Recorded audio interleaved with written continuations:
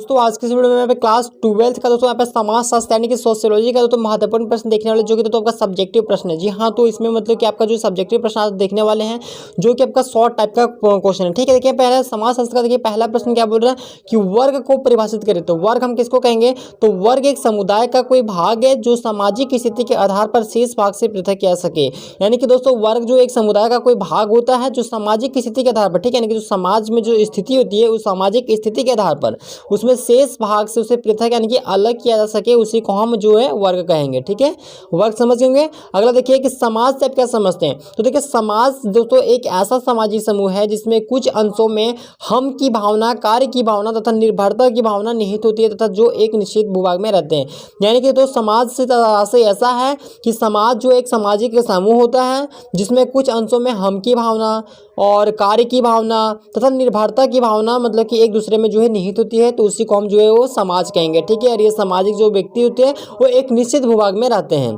तो अगला प्रश्न देख लीजिए कि जनजाति को परिभाषित करें। तो जनजाति परिवारों का एक संकुल होता है जो एक विशेष क्षेत्र में निवास करते हैं, जिनका अपना एक नाम होता है और जो कुछ निश्चित निरोधों का पालन करते हैं और एक ही भाषा बोलते हैं तथा कुछ लेन देन एवं कर्तव्यों द्वारा बंधे होते हैं। इसकी अपनी एक अलग संस्कृति होती है, जनजातीय होती है। ठीक है, जनजाति किसको कहेंगे?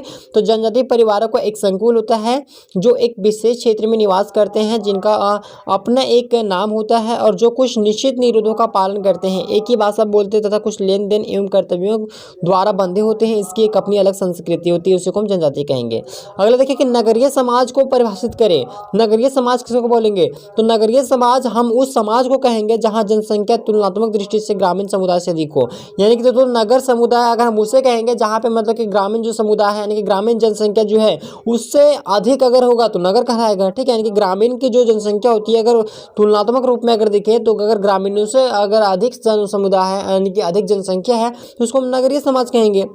अगला प्रश्न देख लीजिए नगरीय समाज को परिभाषित करें। तो नगरीय समाज से अभिप्राय एक ऐसे केंद्रीकृत बस्तियों के समूह से है जिसमें सुव्यवस्थित केंद्रीय व्यापार क्षेत्र, प्रशासनिक इकाई, आवागमन के साधन, संचार की सुविधाएं और अन्य नागरिक सुविधाएं रहती है। जनसंख्या का घनत्व भी नगरीय समाज में अधिक होता है, तो उसी को हम जो है वो नगरीय समाज कहेंगे। ये नगरीय समाज को परिभाषित करना था आपको। अगला देखिए कि आधुनिकीकरण को परिभाषित करें। तो आधुनिकीकरण का अर्थ होता है कि आधुनिक समाज में बदलते बदलावों को प्रदर्शित करने का कार्य करता है। ठीक है, यह एक ऐसी व्यवस्था है जिसके अंतर्गत उद्योग और शहरीकरण को बढ़ावा देने का कार्य किया जाता है और इसमें तकनीक विकास पर भी बल दिया जाता है। यह एक निरंतर चलने वाली प्रक्रिया है। अगला प्रश्न देखिए कि सामाजिक संरचना को परिभाषित करें। सामाजिक संरचना बहुत ही महत्वपूर्ण प्रश्न है कि सामाजिक संरचना हम किससे कहेंगे, इसको परिभाषित करना है आपको। ठीक है, तो देखिए महिला तथा पुरुष, वयस्क तथा बच्चे, विभिन्न प्रकार के व्यावसायिक तथा धार्मिक समूह इत्यादि। ठीक है, सामाजिक संरचना को आपको परिभाषित करना, पॉइंट वाइज लिख देना है। ठीक है, पहला पॉइंट देना है आपको कि महिला तथा पुरुष, वयस्क तथा बच्चे, विभिन्न प्रकार के व्यावसायिक तथा धार्मिक समूह इत्यादि। दूसरा देना है कि माता पिता, बच्चों तथा विभिन्न समूहों के बीच अंतर संबंध।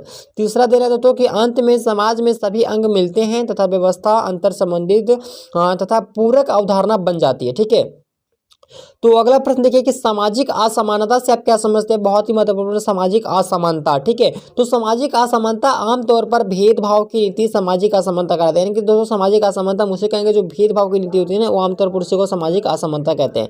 तो उदाहरण के लिए नेताओं को एक अपनी जाति है और वह जाति अन्य जातियों को हेय दृष्टि से देखती है, इसी को हम जो असामाजिक असमानता कह सकते हैं।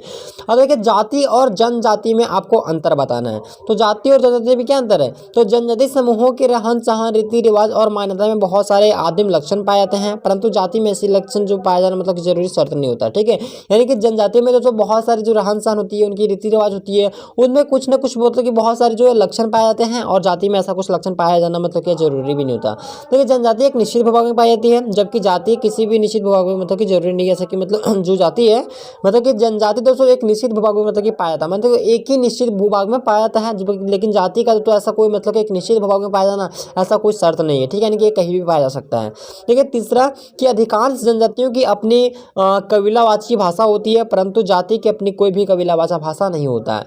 चौथा पॉइंट कि जनजातीय, ठीक है, यानी कि जनजातीय सभ्य समाज से संपर्क करने में संकोच करती है, परंतु जाति संकोच करने में ऐसा मतलब कि संकोच नहीं करती है। तो दोस्तों ये था जाति और जनजाति में अंतर। तो दोस्तों हमने इस वीडियो में कुल 8 प्रश्न दोस्तों आपको यहाँ पे देखिए सोशियोलॉजी का क्लास 12 का है। आगे भी आपको जो है अच्छे प्रश्न जो आपको प्रोवाइड कराते रहेंगे, तो चैनल को सब्सक्राइब और वीडियो को लाइक जरूर करेंगे।